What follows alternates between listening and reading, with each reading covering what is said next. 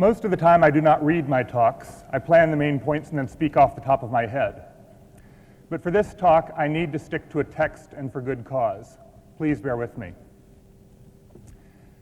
I think you know what a man is.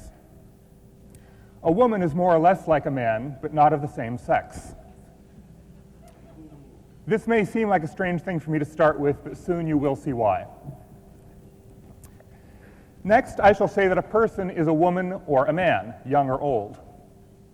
And to keep things short, when I say he, I mean he or she, and when I say his, I mean his or her. A machine is a thing that can do a task with no help, or not much help, from a person.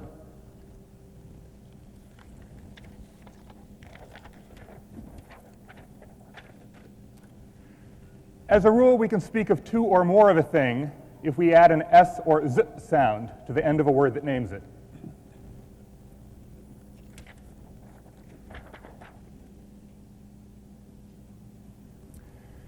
These are names of persons: Alan Turing, Alonzo Church, Charles K. Ogden, Christopher Alexander, Eric Raymond, Fred Brooks, John Horton Conway, James Gosling, Bill Joy, and Dick Gabriel.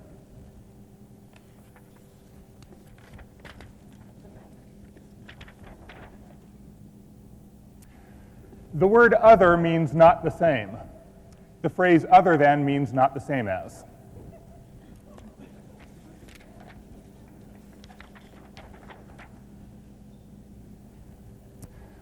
A number may be not, or maybe one more than a number. In this way, we have a set of numbers with no bound. There are other numbers as well, but I shall not speak more of them yet.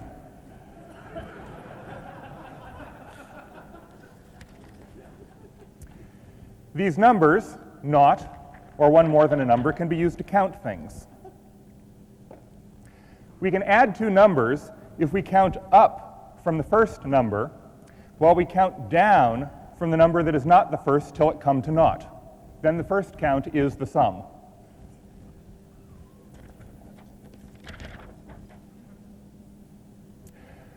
We shall take the word many to mean more than two in number. Now, think of a machine that can keep track of two numbers and count each one up or down, and test if a number be naught, and by such a test, choose to do this or that.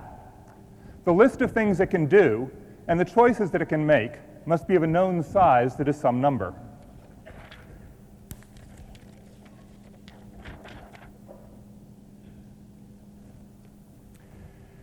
Here you can see two numbers and a list. Each row in the list has a state name, the word up or down, and which number to count up or count down. For up, we have the name of the next state to go to, and the machine counts the number up by one. For down, the machine first tests the number, and so we have the name of the new state to go to if the number be naught, and the name of the new state to go to if the number be other than naught, in which case the machine counts the number down by one.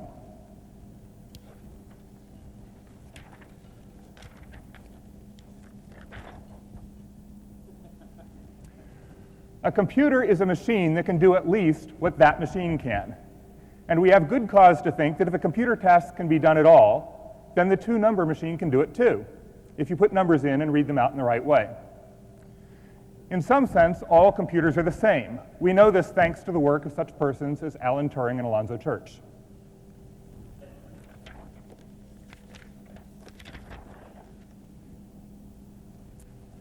A vocabulary is a set of words.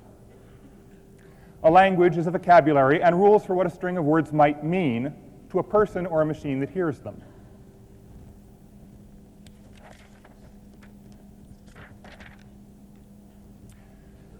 To define a word is to tell what it means.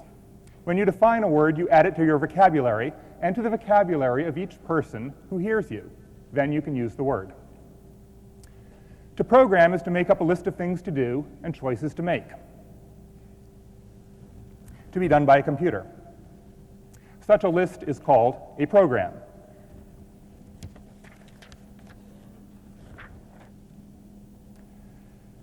Next, a noun can be made from a verb to mean that which is done as meant by the verb. To make such a noun, we add ing to the verb stem. Thus, we can speak of programming.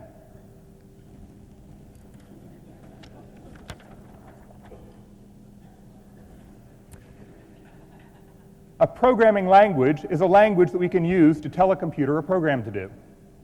Java is a brand name for a computer programming language. I shall speak of the Java programming language a great deal more in this talk.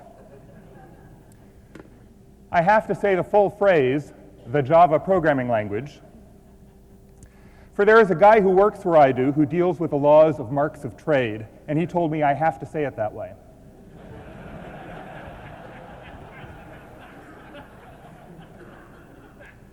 Names of other programming languages are Fortran, APL, Pascal, and PL1.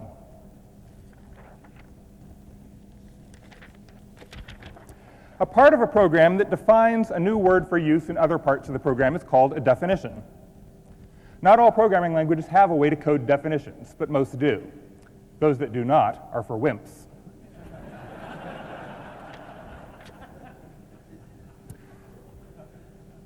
Should a programming language be large or small? A small programming language might take but a short time to learn. A large programming language may take a long, long time to learn, but then it is less hard to use. For then we have a lot of words at hand, or I should say at the tips of our tongues, to use at the drop of a hat. If we start with a small language, then in most cases we cannot say much at the start. We must first define more words. Then we can speak of the main thing that is on our mind.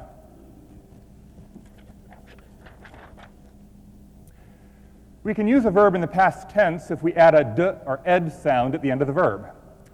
In the same way, we can form what we call a past participle, which is a form of the verb that says of a noun that what the verb means has been done to it.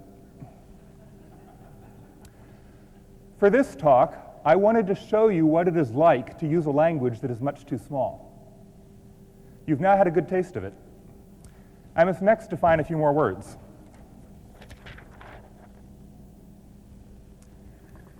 An example is some one thing out of a set of things that I put in front of you so that you can see how some part of that thing is in fact a part of each thing in the set. A syllable is a bit of sound that a mouth and a tongue can say all at one time, more or less, in a smooth way. Each word is made up of one or more syllables. A primitive is a word for which we can take it for granted that we all know what it means. For this talk, I chose to take as my primitives all the words of one syllable and no more, from the language I use for most of my speech each day, which is called English. My firm rule for this talk is that if I need to use a word of two or more syllables, I must first define it.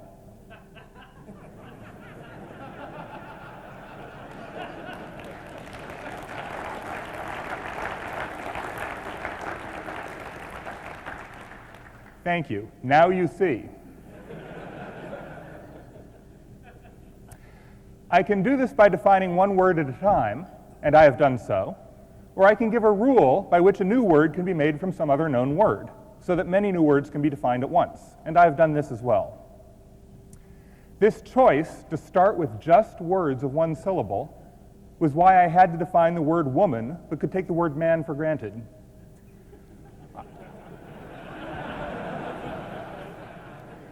I wanted to define the word machine in terms of the word person, and it seemed least hard to define person as a man or a woman. But then by chance, the word man has one syllable, and so is a primitive in English. But the word woman has two syllables, and so I had to define it. In a language other than English, the words that mean man and woman might each have one syllable, or might each have two syllables, in which case one would have to take some other tack. We have to do this a lot when we write real computer programs. A thought that seems like a primitive in our minds turns out not to be a primitive in a programming language. And in each new program, we must define it once more. A good example of this is max, which yields the more large of two numbers. It is a primitive thought to me, but few programming languages have it as a primitive. I have to define it. This is the sort of thing that makes a computer look like a person who is but 4 years old. Next to English, all computer programming languages are small. As we write code, we must stop now and then to define some new term that we will need to use in more than one place. Some persons find that their programs have a few large chunks of code that do the real work, plus a large pile of small bits of code that define new words, so to speak, to be used as if they were primitives. I hope that this talk brings home to you in a way that you can feel in your heart, not just think in your head, what it is like to have to program in that way. This should show you true to life what it is like to use a small language. Each time I have tried this sort of thing, I have found that I cannot say much at all till I take the time to define at least a few new terms. In other words, if you want to get far at all with a small language, you must first add to the small language to make a language that is more large. In some cases, we will find it more smooth to add the syllable to the end of a word.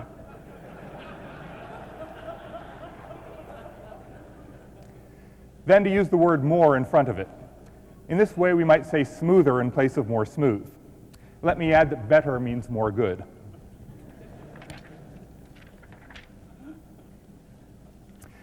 In truth, the words of one syllable form quite a rich vocabulary with which you can say many things. You may note that this vocabulary is much larger than that of the language called Basic English, defined by Charles K. Ogden in the year 1930.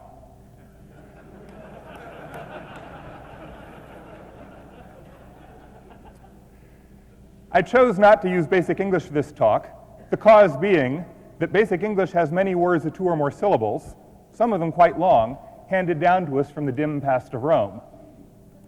While Basic English has fewer words, it does not give the feel to one who speaks full English of being a small language. By the way, from now on, I shall use the word because to mean the cause being that. If we look at English and then at programming languages, we see that all our programming languages seem small, and yet we can say, too, in some cases, that one programming language is smaller than some other programming language. A design is a plan for how to build a thing. To design is to build a thing in one's mind, but not yet in the real world. Or better yet, to plan how the real thing can be built. The main thing that I want to ask in this talk is, if I want to help other persons to write all sorts of programs, should I design a small programming language or a large one? I stand on this claim. I should not design a small language, and I should not design a large one. I need to design a language that can grow.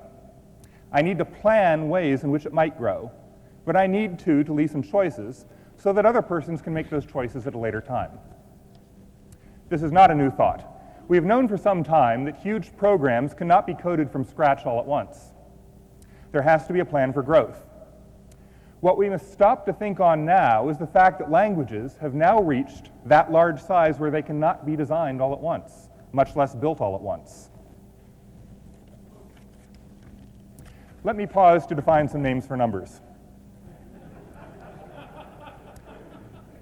20 is twice 10. 30 is thrice 10. 40 is twice 20. 100 is 10 times 10. A million is 100 times 100 times 100. 16 is twice 8. 7 is 1 plus 6. 50 is 1 more than 7 squared.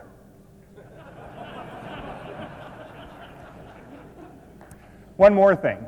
Ago means in the past, counting back from now. In the past, it made sense to design a whole language once for all.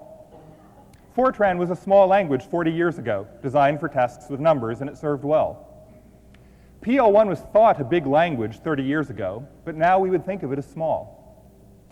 Pascal was designed as a small whole language with no plan to add to it later. That was 5 and 20 years ago. What came to pass? Fortran has grown and grown. Many new words and many new rules have been added. The new design is not bad. The parts fit well, one with the other. But to many programmers who have used Fortran for a long time, the Fortran of here and now is not at all the same as the language they first came to know and love. It looks strange. PL1 has not grown much. It is, for the most part, just as it was when it first came out. It may be that this is from lack of use. The flip side is that the lack of use may have two causes.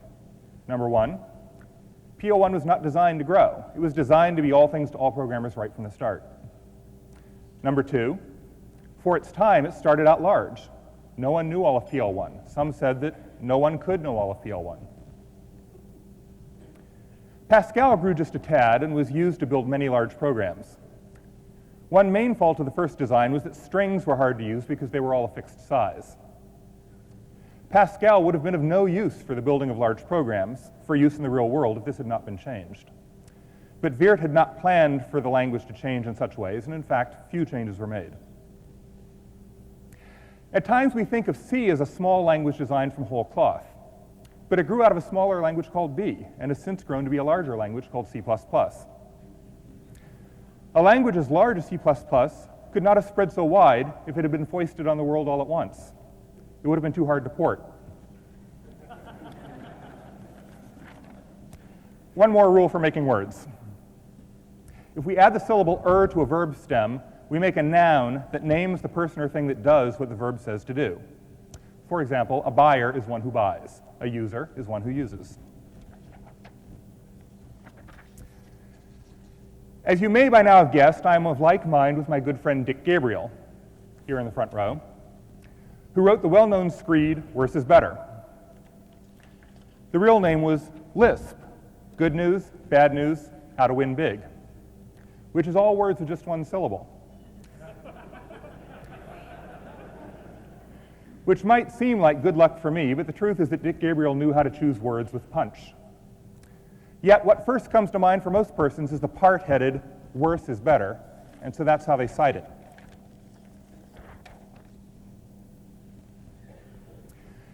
The gist of it is that the best way to get a language used by many persons is not to design and build the right thing, because that will take too long. In a race, a small language with warts will beat a well-designed language because users will not wait for the right thing. They will use the language that is quick and cheap and put up with the warts. Once a small language fills a niche, it is hard to take its place. Well then, could not the right thing be a small language, not hard to port, but with no warts? I guess it could be done, but I, for one, am not that smart, or have not had that much luck. But in fact, I think it cannot be done. 5 and 20 years ago, when users did not want that much from a language, one could try. Scheme was my best shot at it. But users will not now, with glad cries, glom onto a language that gives them no more than what Scheme or Pascal gave them. They need to paint bits, lines, and boxes on the screen in hues bright and wild. They need to talk to printers and servers through the net. They need to load code on the fly. They need their programs to work with other code they don't trust. They need to run code in many threads and on many machines. They need to deal with text and sayings in all the world's languages. A small programming language just won't cut it. So a small language cannot do the job right, and a large language takes too long to get off the ground. Are we doomed to use small languages with many warts because that is the sole kind of design that can make it in the world? At one time, this thought filled me with gloom. But then I saw a gap in my thinking. I said that users will not wait for the right thing, but will use what comes first and put up with the warts. But users will not put up with the warts for all time. It is not long till they scream and moan and beg for changes. The small language will grow. The warts will be shaved off or patched. If one person does all the work, then growth will be slow.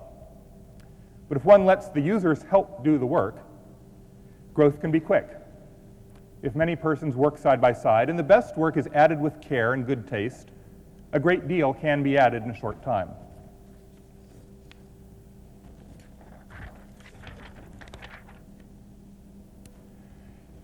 APL was designed by one man, a smart man, and I love APL, but it had a flaw that I think has all but killed it. There was no way for a user to grow the language in a smooth way.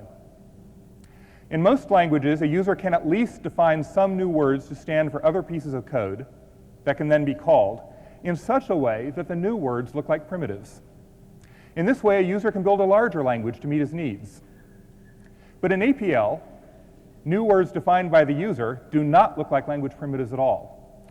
The name of a piece of user code is a word, but things that are built in are named by strange glyphs. To add what look like new primitives, to keep the feel of the language, takes a real hacker and a ton of work. This has stopped users from helping to grow the language. APL has grown some, but the work has been done by just the few programmers that have the source code. If a user adds to APL, and what he added seems like a good idea to the hackers in charge of the language, they might then make it be built in, but the code to use it would not look the same. The user would have to change his code to a new form, because in APL, a use of what is built in does not look at all like a call to user code.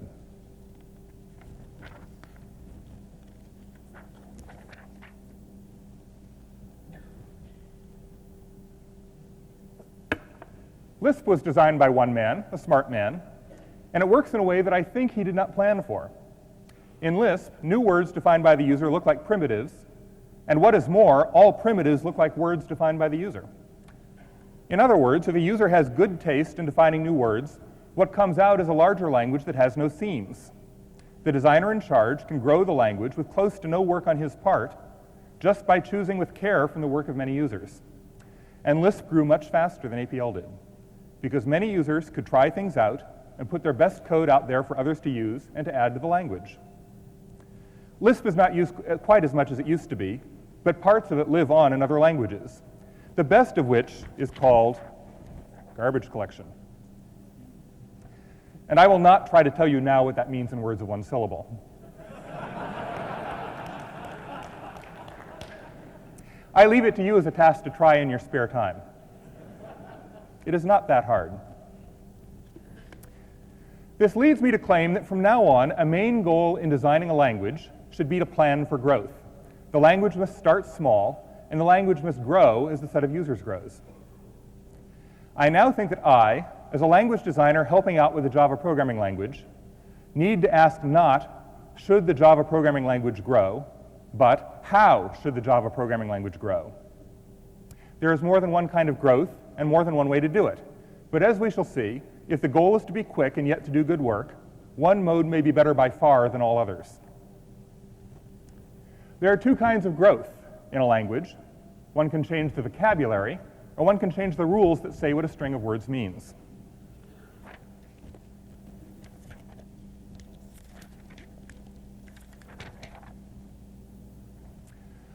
A library is a vocabulary designed to be added to a programming language to make its vocabulary larger. A true library does not change the rules of meaning for the language, it just adds new words.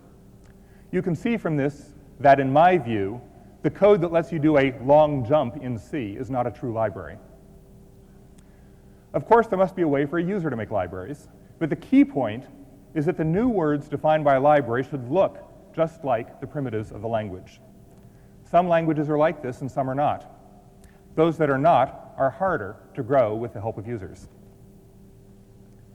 It may be good as well to have a way to add to the rules of meaning for a language. Some ways to do this work better than others. But in the same way, the language should let work done by a user look just like what was designed at the start. I would like to grow the Java brand programming language in such a way that users can do more of this. In the same way, there are two ways to do the growing. One is for one person or a small group to be in charge and to take in, test, judge, and add the work done by others. The other way is to just put the source code out there once things start to work and let each person do as he wills. To have a person in charge can slow things down, but to have no one in charge makes it harder to add up the work of many persons. The way that I think is faster and better than all others does both. Put the source code out there and let all persons play with it, but have a person in charge who is a quick judge of good work and who will take it in and shove it back out fast. You don't have to use what he ships and you don't have to give back your work, but he gives all persons a fast way to spread new code to those who want it. The best example of this way to do things is Linux, which is an operating system, which is a program that keeps track of other programs in a computer and gives each its due in time and space. You like that?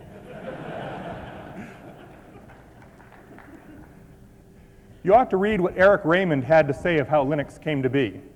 I shall tell you a bit of it once I define two more words for you. A cathedral is a huge church. It may be made of stone. It may fill you with awe. But the key thought in the mind of Eric Raymond is that there is but one design, one grand plan, which may take a long time, many years to make real. As the years pass, few changes are made to the plan. Many, many persons are needed to build it, but there is just one designer. A bazaar is a place with many small shops or stalls where you can buy things from many persons who are there to sell their wares. The key thought here is that each one sells what he wants to sell and each one buys what he wants to buy. There is no one plan, and each seller or buyer may change his mind at any time. Eric Raymond wrote a short work called The Cathedral and the Bazaar, in which he looks at how programs are built or have been built in the past. You can find it on his website. He talks of how he built a mail fetching program with the help of more than 200 users. He quotes Fred Brooks as saying, "More users find more bugs," and backs them up with tales from this example of building a program in the bazaar style. As for the role of programmer in charge, Eric Raymond says that it is fine to come up with good thoughts, but much better to know them when you see them in the works of others. You can get a lot more done that way. Linux rose to its heights of fame and wide use in much the same way, though on a much larger scale.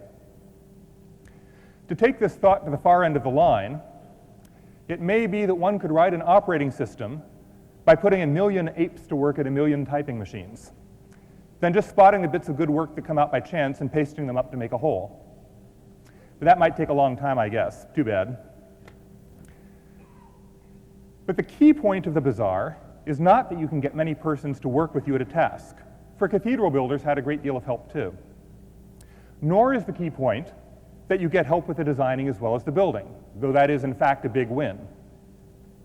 No, the key point is that in the bazaar style of building a program or designing a language, or what you will, the plan can change in real time to meet the needs of those who are working on it.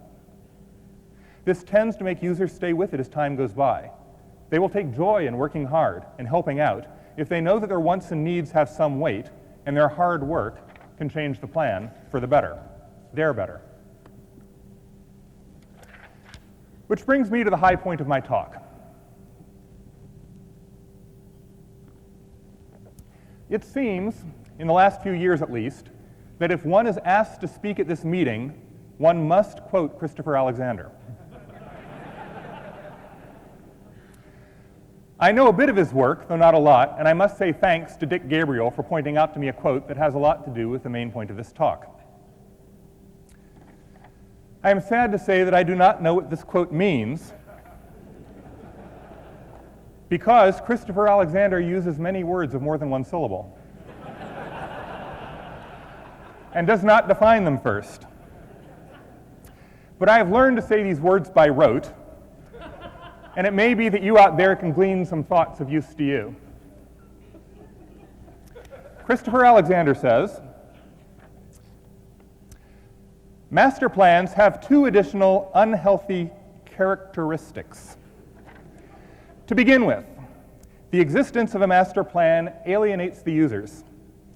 After all, the very existence of a master plan means, by definition, that the members of the community can have little impact on the future shape of their community because most of the important decisions have already been made.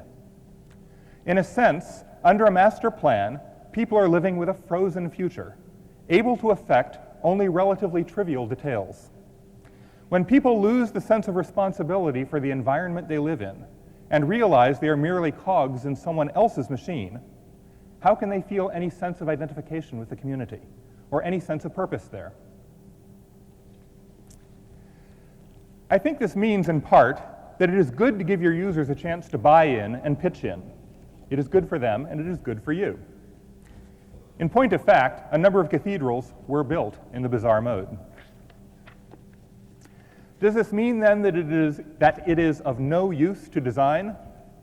Not at all. But instead of designing a thing, you need to design a way of doing. And this way of doing must make some choices now, but leave other choices to a later time. Which brings me to the word you have all been waiting for.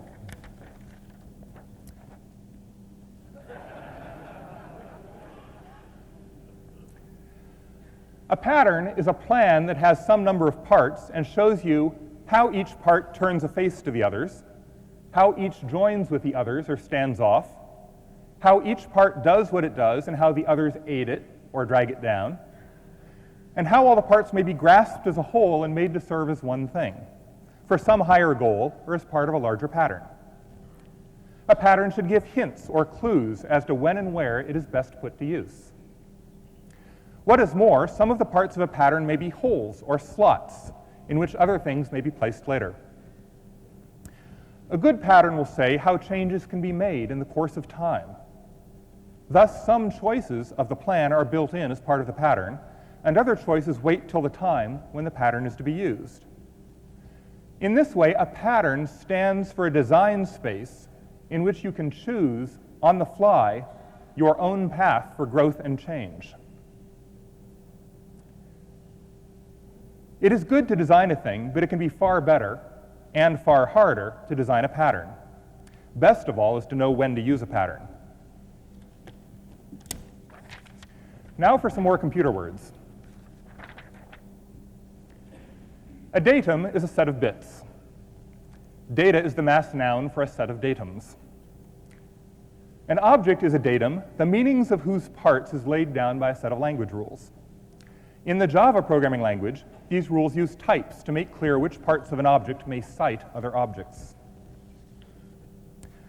Objects may be grouped to form classes. Knowing the class of an object tells you most of what you need to know about how that object acts. Objects may have fields. Each field of an object can hold a datum.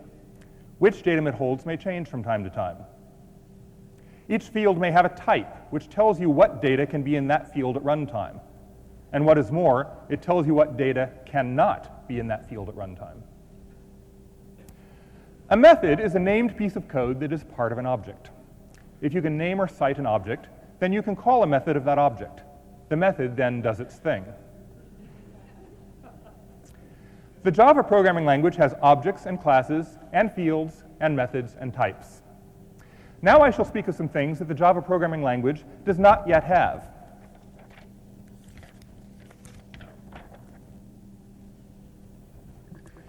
A generic type is a map from one or more types to types. Put another way, a generic type is a pattern for building types. A number of groups of persons has set forth ways to add generic types to the Java programming language. Each way has its own good points. We heard 3 talks on adding generic types to the Java programming language at this meeting less than 3 and 20 hours ago. An operator is a glyph, such as a plus sign that can be used in a language as if it were a word. In the C or the Java programming language, as in English, the sign first known as and per se and is an operator.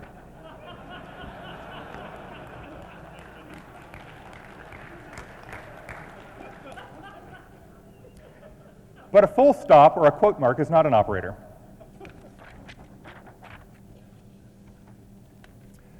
A word is said to be overloaded if it is made to mean 2 or more things, and the hearer has to choose the meaning based on the rest of what is said.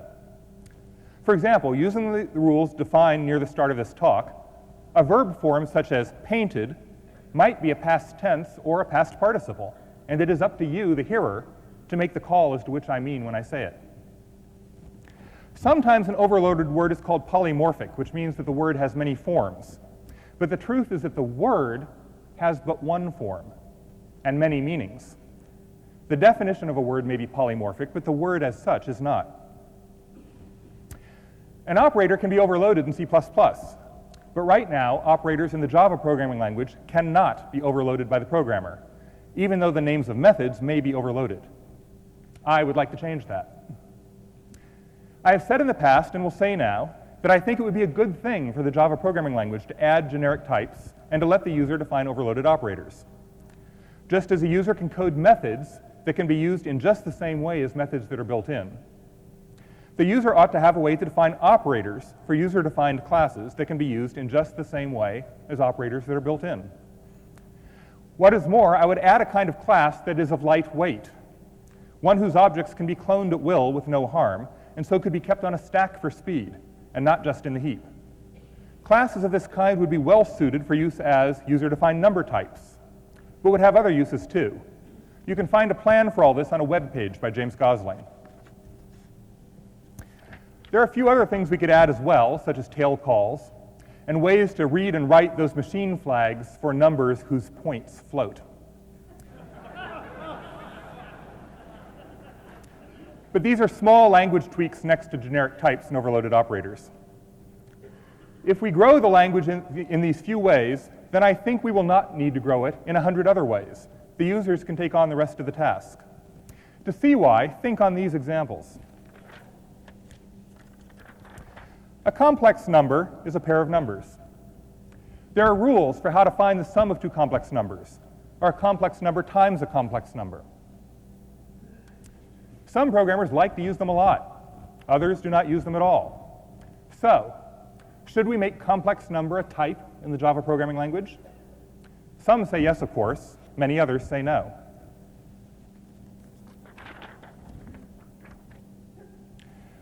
A rational number is a pair of numbers. There are rules, not the same as the rules for complex numbers, of course, for how to find the sum of two rational numbers, or a rational number times a rational number. A few programmers like to use them a lot. Most do not use them at all. So, should we make rational number a type in the Java programming language?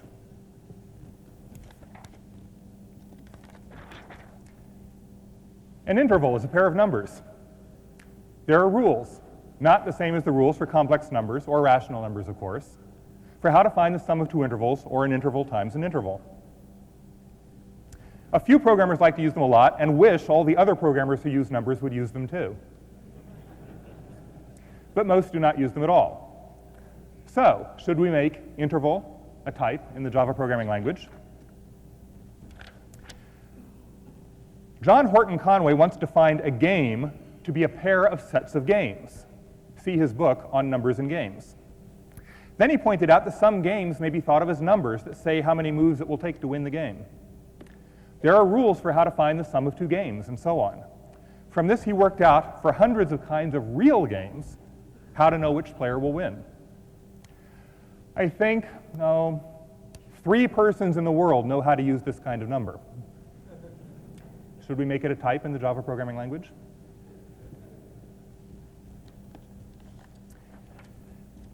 A vector is a row of numbers all of the same type, with each place in the row named by the kind of number we first spoke of in this talk. There are rules. In fact, for vectors of length 3, there are 2 ways to do a vector times a vector, so you can have twice the fun.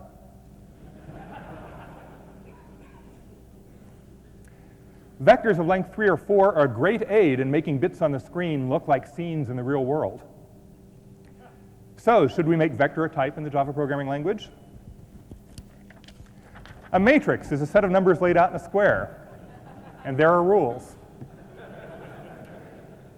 So, should we make matrix a type in the Java programming language? And so on, and so on, and so on. I might say yes to each one of these, but it is clear that I must say no to all of them. And so would James Gosling and Bill Joy. To add them all to the Java programming language would be just too much. Some parts of the programming vocabulary are fit for all programmers to use, but other parts are just for their own niches. It would not be fair to weigh down all programmers with the need to have or to learn all the words for every niche use. We should not make the Java programming language a cathedral. But a plain bazaar might be too loose. What we need is more like a shopping mall, where there are not quite as many choices, but most of the goods are well designed and sellers stand behind what they sell. I could speak at length on the ways in which a shopping mall is like a cathedral, but not here, not now.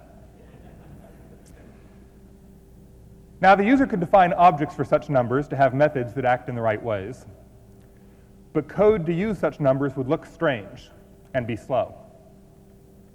Programmers used to adding numbers with plus signs would kvetch.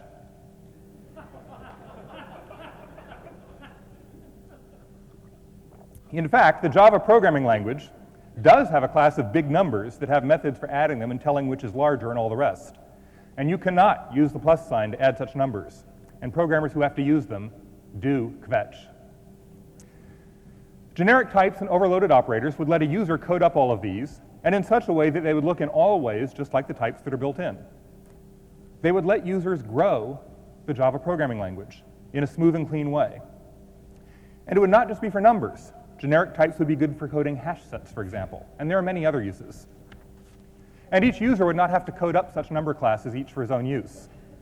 When a language gives you the right tools, such classes can be coded by a few and then put up as libraries for others to use, or not, as they choose.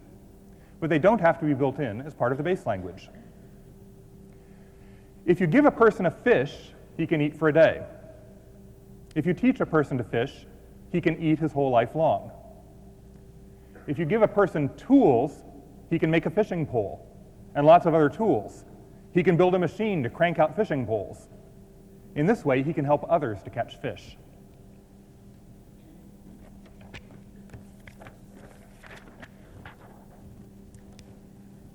Meta means that you step back from your own place. What you used to do is now what you see. What you were is now what you act on. Verbs turn to nouns. What you used to think of as a pattern is now treated as a thing to put in the slot of an other pattern. A metafoo is a foo in whose slots you can put parts of a foo.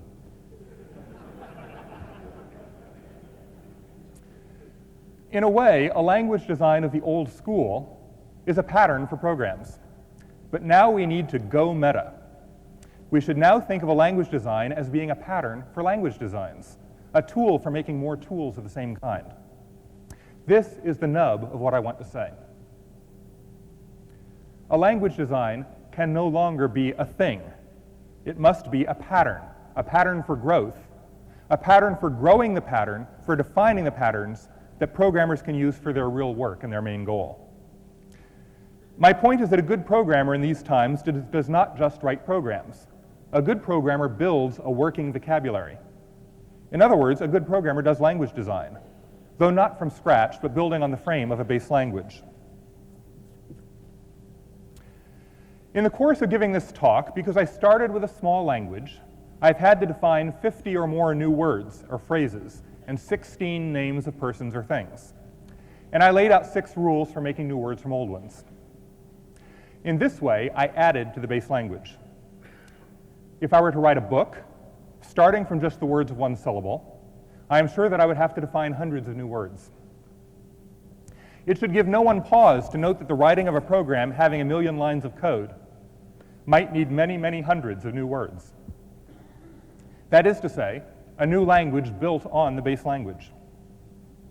I will be so bold as to say that it cannot be done any other way. Well, there may be one other way, which is to use a large, rich programming language that has grown over tens or hundreds of years, that has all we need to say, what we want to say, that we are taught as we grow up and take for granted.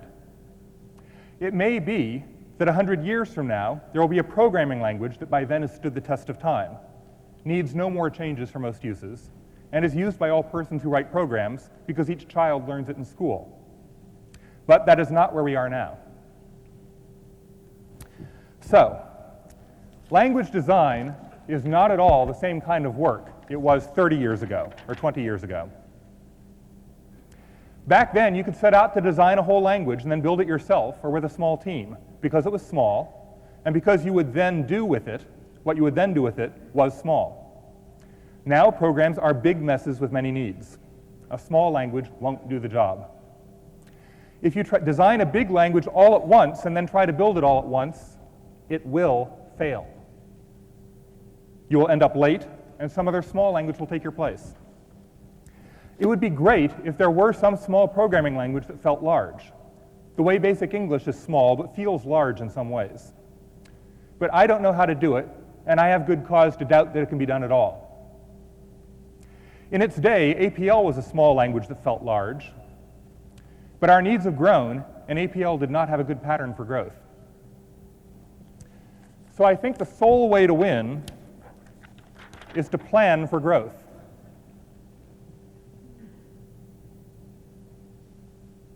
To plan for growth with help from users. This is a win for you because you have help. This is a win for the users because they get to have their say and get to bend the growth to their needs. But you need to have one or more persons too, or one or more groups, to take on the task of judging and testing and sifting what the users do and say, and adding what they think best to the big pile of code, in the hope that other users will trust what they say and not have to go to all the work to test and judge and sift each new claim or each new piece of code, each for his own self.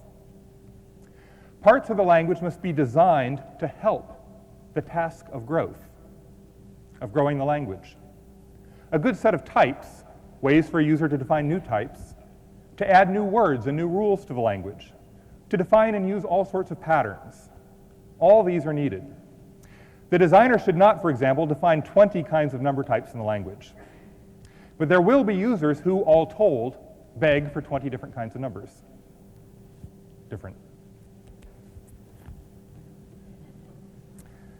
Beg for 20 kinds of numbers. This is hard. The language should have a way for the user to define number types that work well with each other, and with plus signs and other such signs, and with the many ways of pushing bits in and out of the computer.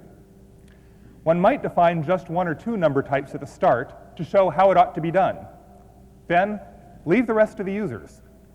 Help them all as best you can to work side by side and not nose to nose.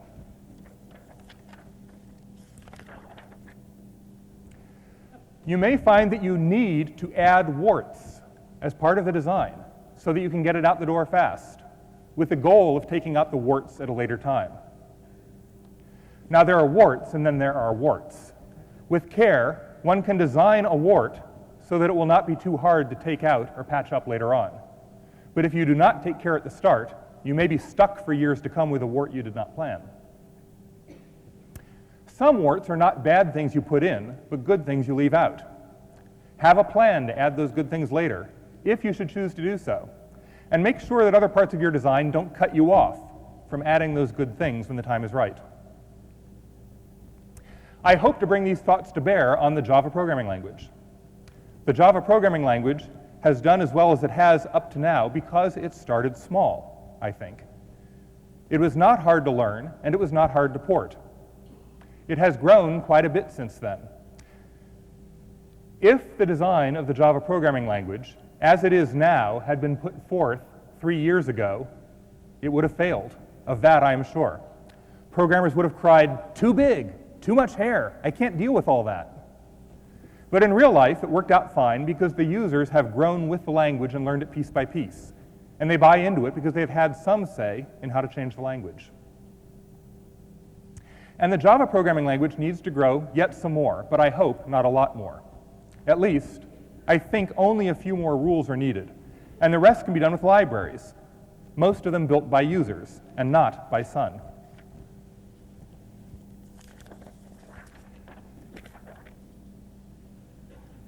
If we add hundreds of new things to the Java brand programming language, we will have a huge language, but it will take a long time to get there. But if we add a few things, just the right things, generic types, operator overloading, user-defined types of lightweight for use as numbers and small vectors and such, and some other things that are designed to let users make and add things for their own use, I think we can go a long way and much faster. We need to put tools for language growth in the hands of users. I hope that we can, in this way or some other way, design a programming language where we don't seem to spend most of our time talking and writing in words of just one syllable. One of the good things I can say for short words is that they make for short talks. They gave me an hour and a half for this talk, and I've used less than an hour. Once I am done, you will have time to go out in the hall, have a cup of tea, and talk with your friends. But first, I would like to tell you what I have learned from the task of designing this talk. In choosing to give up the many long words that I have come to know since I was a child, words that have many fine shades of meaning, I made this task much harder than it needs to be. I hope that you have not found it too hard on your ears. But I found that sticking to this rule made me think. I had to take time to think through how to phrase each thought. And there was this choice for each new word. Is it worth the work to define it? Or should I just stick with the words I have? Should I do the work of defining a new word such as mirror? Or should I just say looking glass each time I want to speak of one? As an example, I was tempted more than once to state the ly rule for making new words that change what verbs mean. But in the end, I chose to cast all such words to one side and make do. And I came that close to defining the word without. But each time, for better or for worse, I found some other way to phrase my thought. I learned in my youth from the books of such great teachers of writing as Strunk and White that it is better to choose short words when I can. I should not choose long, hard words just to make other persons think that I know a lot. I should try to make my thoughts clear. If they are clear and right, then other persons can judge my work as it ought to be judged. And I am sure you will. From the work of planning this talk, in which I have tried to go with this rule of short words much farther than in the past, I found that for the most part, they were right. Short words work well if we choose them well. Thus, I think that programming languages need to be more like the languages that we speak. But it might be good, too, if we were to use the languages we speak more in the way that we now use programming languages. All in all, I think it might be a good thing if those who rule our lives, those in high places who do the work of state, those who judge what we do, and most of all, those who make the laws, were made to define their terms and say all else that they say in words of one syllable.